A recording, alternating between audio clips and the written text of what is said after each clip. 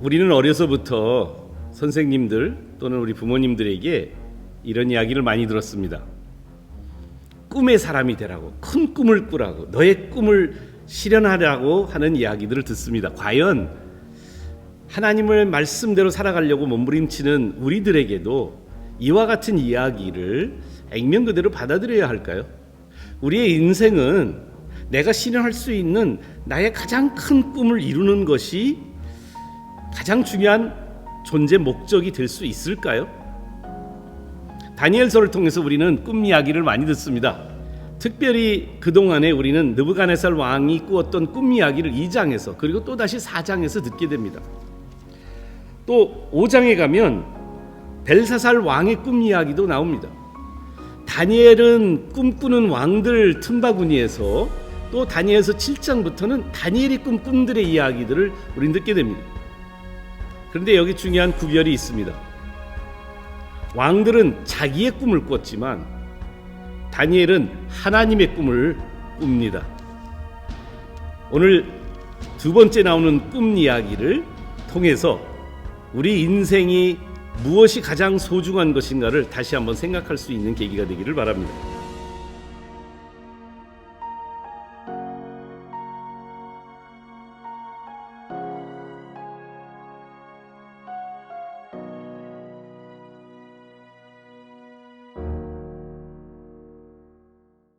다니엘서 4장 10절부터 우리는 느부갓네살 왕의 두 번째 꿈 이야기를 듣게 됩니다.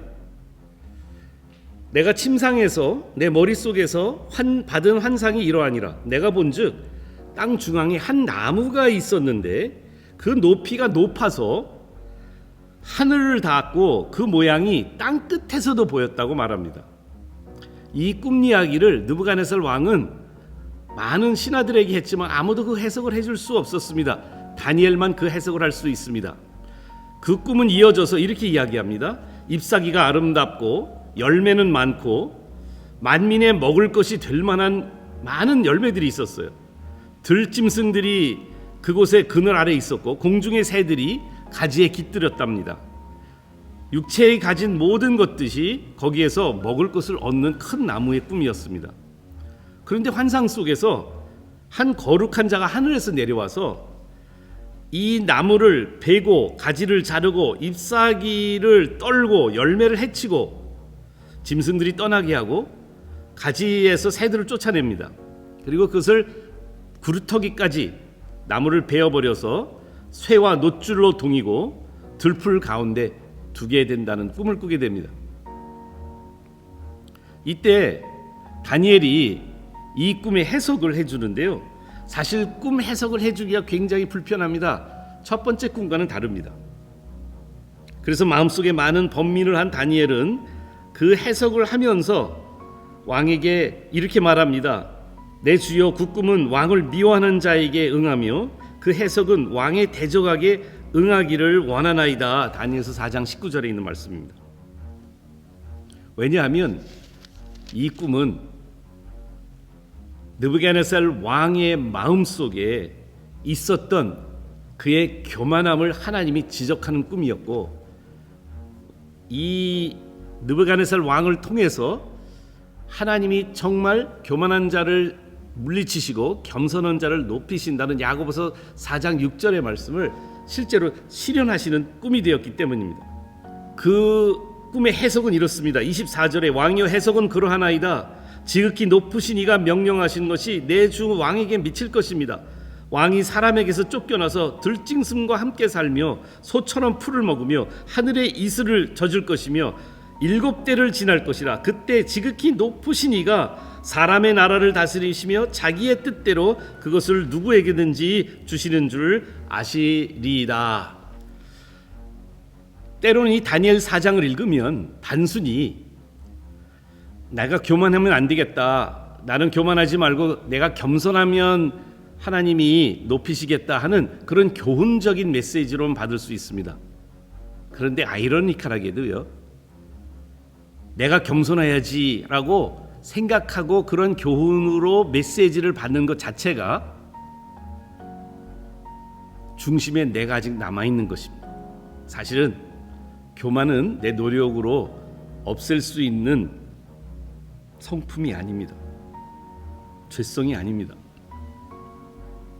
내 꿈을 강조하는 세상의 가치는 내 인생의 보좌 위에 아직도 내가 등극하고 있는 나의 모습을 보여줍니다. 그래서 내가 겸손해야지라고 내 의지를 가지고 겸손하려고 노력하면 할수록 우리는 겸손해지는 것이 아니라 거짓 겸손해지고 오히려 교만이 더 커질 수 있는 위험성에 빠지게 되는 것입니다. 오늘 이야기의 교훈은 느부갓네살 왕처럼 교만하지 말고 스스로 겸손해지자, 이런 메시지를 우리가 이 말씀에서 받는 것, 이것이 중심이 아닙니다.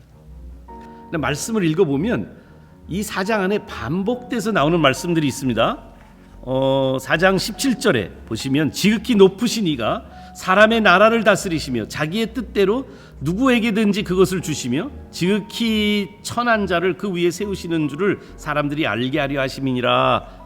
또 25절에 지극히 높으신 이가 사람의 나라를 다스리며 자기의 뜻대로 그것을 누구에게든지 주시는 줄 아시리이다.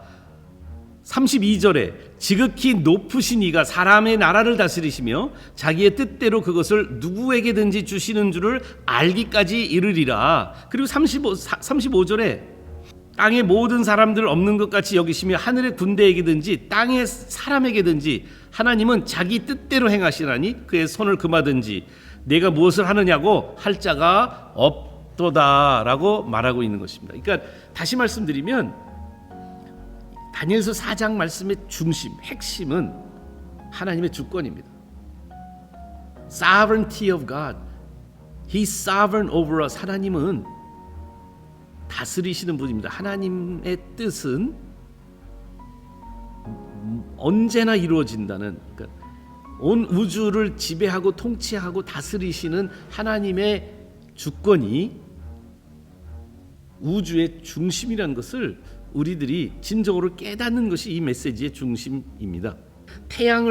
지구가 돌고 있는데 태양이 중심인데 마치 지구가 중심인 것처럼, 하나님이 중심인데 마치 내가 중심인 것처럼 우리들은 생각할 때가 많이 있죠. 어렸을 때부터 우리는 나 중심적인 삶으로 살아옵니다. 느부갓네살 왕도 그런 사람이었습니다. 모든 것이 자기 중심적인 줄 알았습니다. 결국 하나님의 이 교훈을 그리고 꿈의 해석까지 받았던 느부갓네살 왕이었음에도 불구하고, 그러니까 자기가 교만하면 안 되고 하나님이 임의대로 하실 수 있다는 걸, 주권을 누구에게든지 나라를 누구에게든지 줄 수 있다는 것을 이미 해석을 받았음에도 불구하고 12달이 지난 후에 4장 29절에 보니까 12달이 지난 후에 이 느부갓네살 왕이 바벨론 왕궁 지붕 위에서 거닐고 있었습니다. 그때 느부갓네살 왕이 스스로에게 이렇게 말합니다. 다니엘서 4장 30절의 말씀입니다. 나 왕이 말하여 이르되 이 큰 바벨론은 내 능력과 권세로 건설하여 나의 도성으로 삼고 이것이 내 위엄의 영광을 나타낸 것이 아니냐라고 자화자찬하는 그 이야기를 합니다. 이 이야기가 있는 직후에 하늘에서 하나님의 음성이 들리고 예언한 그대로 느부갓네살 왕은 7년 동안 미친 짐승처럼 생활하게 됩니다. 단칼에 하나님의 주권은 하나님이 다스릴 수 있도록, 하나님이 통치할 수 있도록 주셨던 그 느부갓네살의 그 능력을 순간에 하나님 가져가실 수 있었습니다.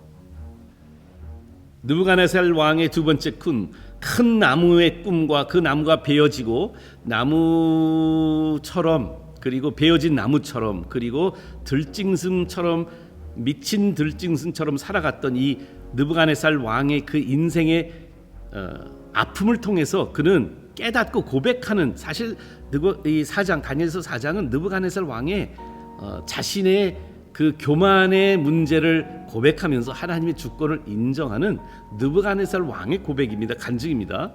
그런데 이 메시지를 통해서 오늘 우리가 받아야 할 가장 핵심적인 가치는 이것입니다.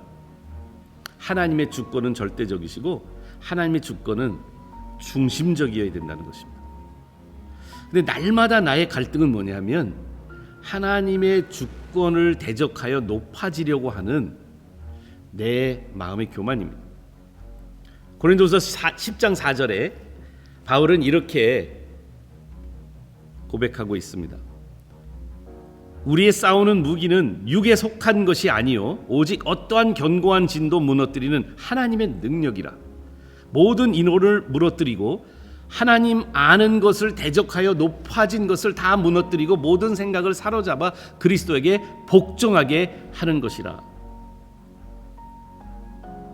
하나님께서 주도권을 가지고 계심을 내가 인정하지 않는 것, 그래서 내 안에 계속해서 하나님 아는 것을 대적하여 높아지려고 하는 그 견고한 진들을 무너뜨리는 훈련을 우리는 날마다 말씀을 통해서 하지 않으면 안 됩니다. 절대 권력을 가지고 내 꿈을 이루겠다는 그 삶의 지배 속에서 느부갓네살 왕이 자기 당착에 자기 착각에 빠진 것처럼 우리도 그렇게 살아갈 때가 많이 있죠. 우리는 자존감은 있어야 됩니다. 하나님 안에서 그 자존감은 하나님이 나를 창조하시고 나를 지으시고 나를 사랑해 주신다는 곳에서 우리의 자존감이 나옵니다. 하나님이 나에게 당신의 주권을 통해서 당신의 아들로 삼아주시고 우리에게 능력을 부여해 주시는 하나님의 선물을 받고 있는 존재라는 것에서 너의 자존감이 나와야 됩니다. 그런데 우리는 자존감을 자존심과 착각합니다. 건강한 자존감은 하나님 앞에 겸손하게 나를 낮출 때 자존감은 생성됩니다. 그러나 내가 나의 자존심을 지키려고 할 때 자존감이 아닌 교만감이 내 마음을 지배하게 됩니다.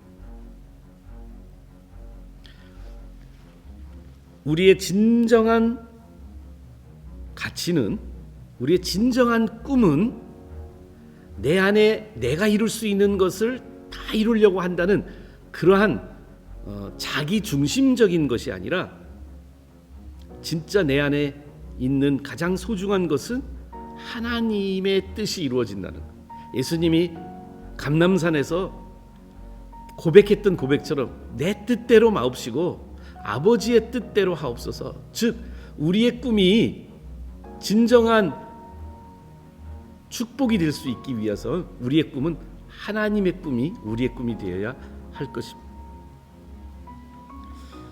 구약의 이 큰 나무를 꿈속에서 그림으로 받았던 느부갓네살, 그런데 신약에서 우리는 또 한 나무를 봅니다. 이 느부갓네살 왕의 나무는 큰 나무였는데 수치의 나무가 되어서 그의 교만을 꺾는 나무의 모습을 보여줬습니다. 그런데 한 나무에서 수치를 당하시고 돌아가신 우리 예수 그리스도의 그 헌신과 희생을 우리가 다시 기억할 때에 그것이 우리의 마음의 가장 갈망이 될 때, 예수의 십자가가 그 수치스러운 나무가 내 삶의 구원의 근원이 된다는 것을 우리가 받아들일 때 우리의 꿈은 하나님의 꿈이 되는 것입니다. 베드로전서 2장 24절에 베드로는 이렇게 말합니다. 친히 나무에 달려 그 몸으로 우리 죄를 담당하셨으니 이는 우리로 죄에 대하여 죽고 의에 대하여 살게 하려 하십니다. 그가 채찍을 맞음으로 너희는 나음을 얻었느니라. 네, 우리의 꿈은요, 예수님의 십자가의 보혈로 내 죄가 온전히 씻어져서 예수님의 희생을 통해서 내가 의에 대하여 살 수 있다는 그 꿈을 우리가 갖는 것, 이것이 다니엘서 4장이 우리에게 줄 수 있는 가장 소중한 교훈이 아닌가 생각합니다.